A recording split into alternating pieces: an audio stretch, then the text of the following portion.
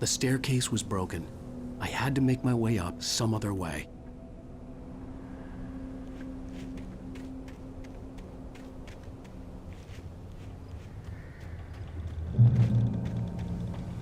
I couldn't stay here. There had to be a way to get up there.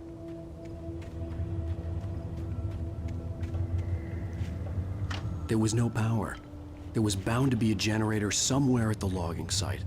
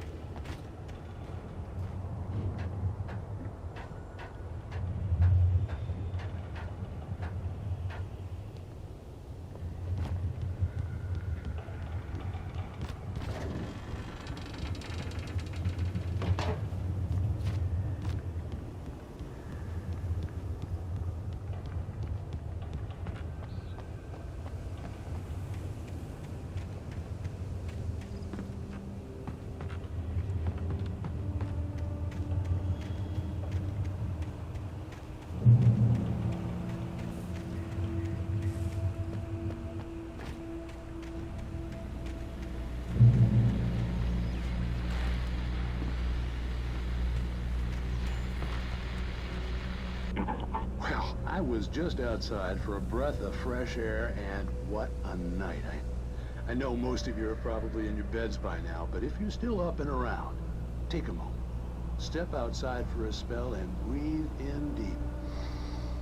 The weather is absolutely still. The sky is crystal clear. It's like the forest is quietly breathing along with you. As you listeners know, I'm a night owl, and it's on nights like this I wish I wasn't cooped up in the studio. Makes an old man like me wish I could just roam wild. But here I am, and who'd keep you company all night long if I weren't?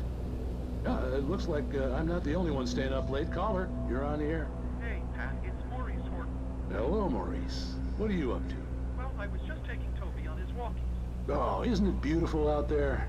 Sure, but Pat, the reason I called is that Toby heard something rustling in the undergrowth and took off after it, and I couldn't find it. Probably a rabbit. Sure. Toby loves rabbits. Well, sure. Anyway, I figured that, if anyone runs into Toby, they could grab him. Might And Toby's a friendly dog? Oh, Toby loves people. Usually he comes back, but we were pretty far from home, and it sounds like he went pretty wild there. Great dog, but he's just too tough for his own good. Well, Maurice, it's out there now. Hope Toby comes home soon. Yeah, thanks, Pat. You have a good night now.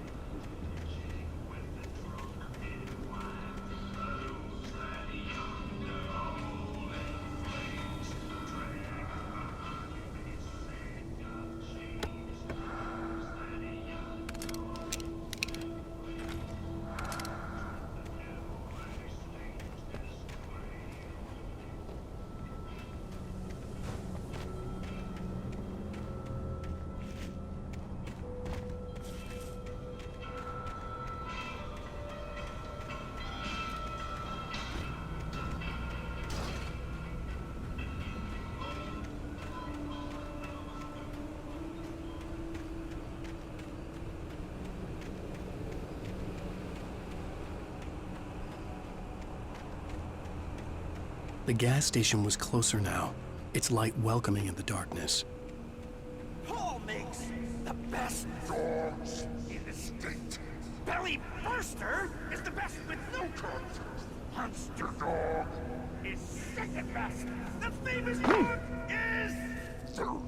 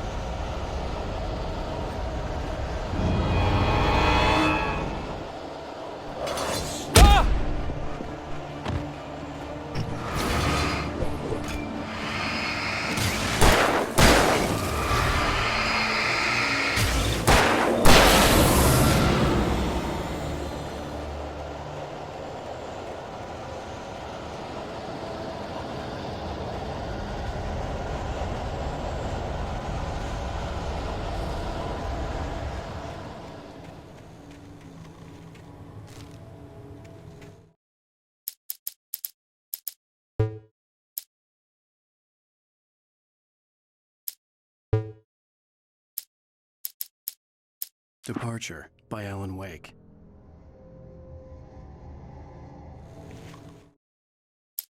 The man turned to face me. His face was covered in shadows. It was hard to make him out in the darkness of the forest that surrounded us, but the axe he lifted was plain to see. It glistened with the blood of his victim. He grinned madly. The shadows were alive, distorting his features. It was a scene from a nightmare, but I was awake. The Taken stood before me. It was impossible to focus on it, as if it stood in a blind spot caused by a brain tumor and eye disease.